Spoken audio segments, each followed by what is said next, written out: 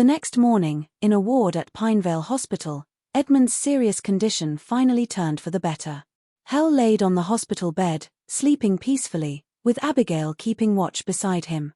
Even though the father-daughter duo didn't get along well on a typical day, Abigail cared for him the most when a serious matter arose. She had been busy the entire night and hadn't gotten any sleep. "Kid, eat something." At that moment, Dustin walked in with breakfast. "Your father's condition has stabilized, and he'll get better soon. You don't need to worry." "Thank you, Dustin." Abigail forced out a smile. She took a few bites but didn't have the appetite to continue and pushed the food aside. "Abigail, we're here." Suddenly, a group of youngsters walked through the door. They were Abigail's classmates, and they all brought something with them. Some of them had flowers, some had fruits, and others brought drinks. Among the gifts, the one most eye-catching was Mike's Panax root. "Abigail, I heard your dad has fallen sick, so I bought this wild Panax root. It can greatly replenish your dad's health." Mike smiled, passing the delicately wrapped Panax root to Abigail with both hands. "Thank you, but this is too valuable. You should take it back." Abigail declined his kind gesture. She had heard that the value of wild Panax root was akin to gold. "How can I take back a present? Not to mention, it doesn't cost much." Mike pouted. "Abigail, this is a sincere gesture from Mike. Just accept it. Since your dad is injured and hospitalized, he could make good use of it." Nina urged her gently. "All right, thank you." Since they'd put it that way, Abigail had no other reason to refuse. "That's more like it." Mike smiled and asked, "Right, Abigail, I heard your father was hospitalized after getting beaten up. Who dared do such a thing?" Abigail didn't know what to say. She didn't wish for her father's situation to be spread outside. "There's no need to be afraid. Just tell me what happened. It doesn't matter who did it. I'll make sure he pays." Mike patted his chest with confidence. Nina chimed in. "That's right. With Mike here, no one would bully you.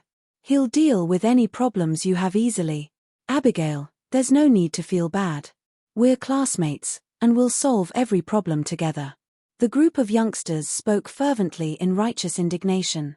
Abigail glanced at Dustin, not sure if she should tell them. "Abigail, why are you looking at him? He's not the one who did it, is he?" Nina said suspiciously. No. Of course not." Abigail shook her head immediately. "Then what happened?" Nina asked again. Ally spoke. "I've dealt with the matter. All of you don't need to worry about it." Dustin finally. "Who do you think you are? Do you think we're not going to worry about it just because you said so?" Mike looked irritated. "Don't think you can look down on people just because you have some money.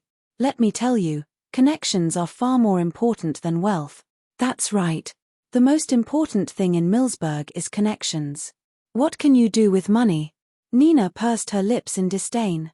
"I said that for your own good. You guys can't afford to offend the perpetrator." "What a joke." Mike scoffed loudly. "Do you know who I am? Do you know who my father is? And you're saying I can't afford to offend that person? What a bold statement." "Hey, I advise you not to underestimate others. You'll never be able to compare with Mike's background," Nina said condescendingly.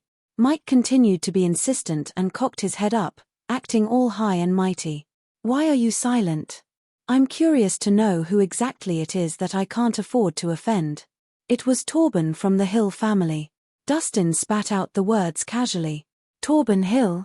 Instantly, Mike felt like he was struck by lightning at the revelation and turned pale.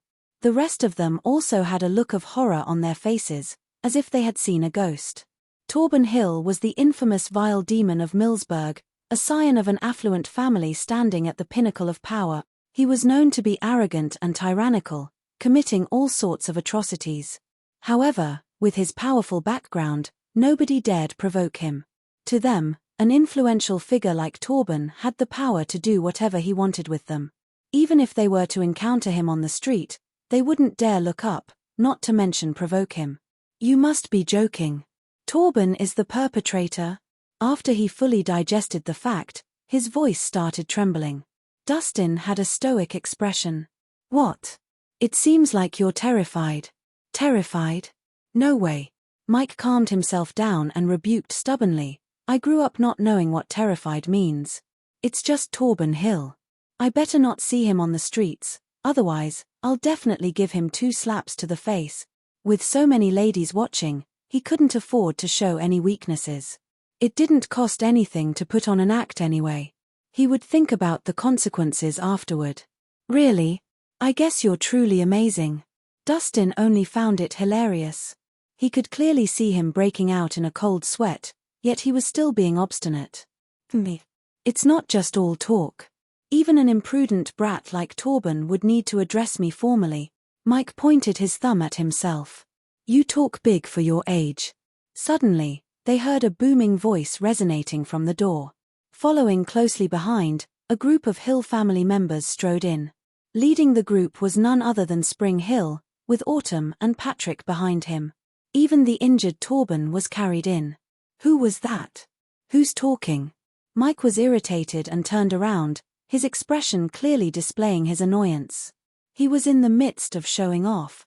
Who was so rude to interrupt him? What? Before he turned around, he still had an arrogant look on his face. Once he noticed that the people who walked in were the backbones of the Hill family, he froze on the spot, clearly astonished. He didn't recognize all of them, but there were a few familiar faces he had the privilege of meeting during upscale social gatherings.